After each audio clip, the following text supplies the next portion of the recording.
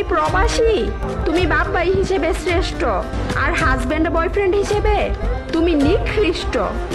প্রবাসী হচ্ছে কুত্তার বাচ্চা, কুত্তার চেয়ে নিকৃষ্ট কিছু থাকলে ওইটা।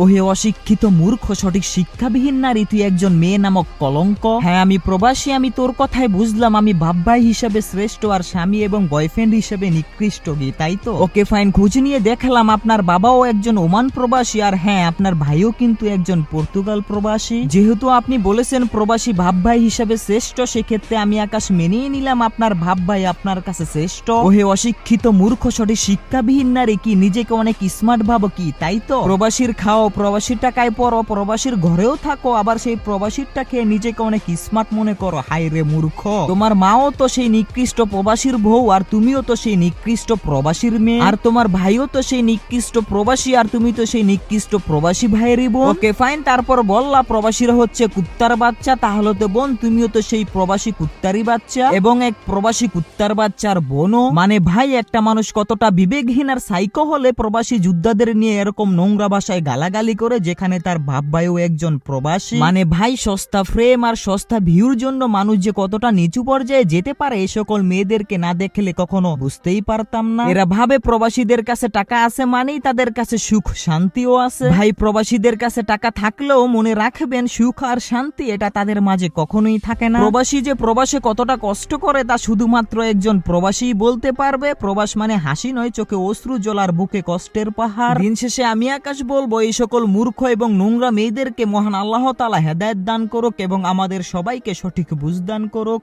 আমিন।